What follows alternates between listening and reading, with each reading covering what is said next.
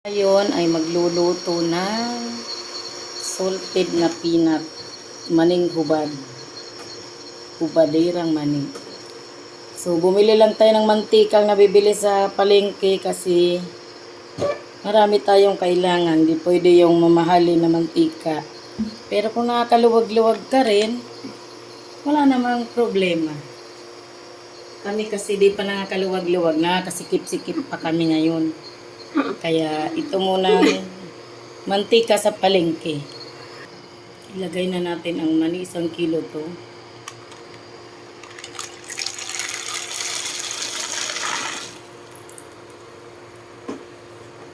At syempre kasabay na yung 3 malalaking bawang.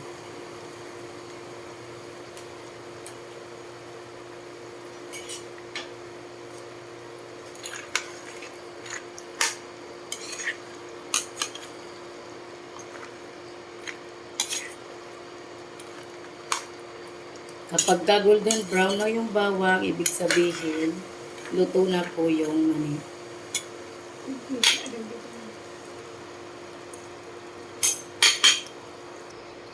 Ilalagay ko na rin po yung sobrang konting sili. Tapos hilaw pa. Kasi di po ako kumakain ng maanghang masyado. So ayan lang muna natin dyan kasi marami naman yung mantika. Ayan.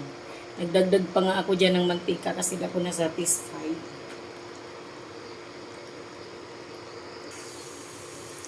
Ayan, nangangalahati na iluto natin. Malapit na. Pag nag-golden brown na po ang bawang, yan po ay luto na. Napakadali lang magluto ng mani tapos meron ka ng pangdagdag na negosyo. Kung nagtitinda-tinda ka ng pagkain or meron kang sari-sari store, pwede mo na itong idagdag itong mani business. Talagang tubong-tubo ka dito. Kasi magkano lang naman puhunan nito.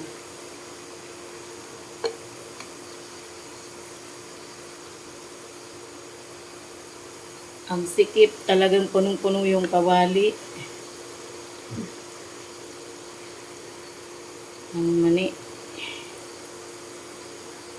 Kunting-kunti na lang po luto na ito.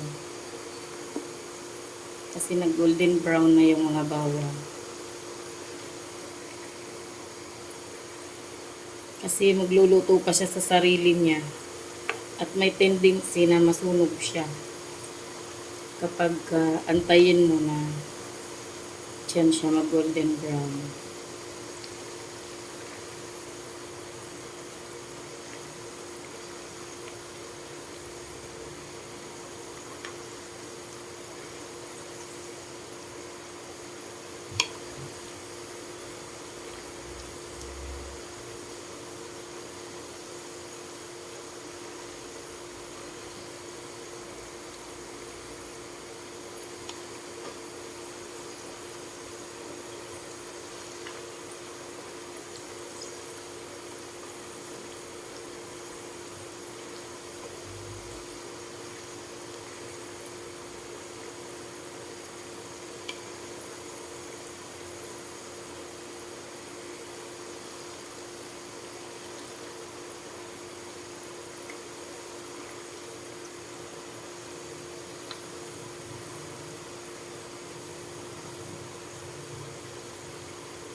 Ayan o, nag-golden brown na po yung mga bawang. Papatayin ko na po yung kalan.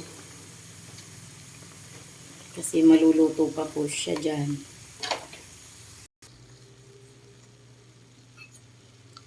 Ayan na, naahon na natin. Hindi ko na pinakita yung video kasi baka mapasok ako.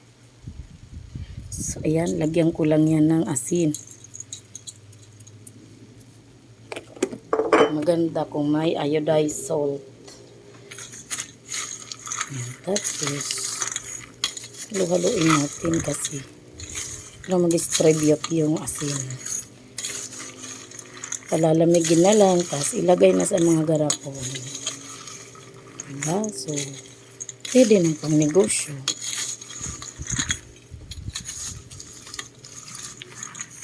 Huwag nating masyadong damihan yung asin. Okay lang na madami yung bawang, wag lang yung asin. Yun lang, thank you.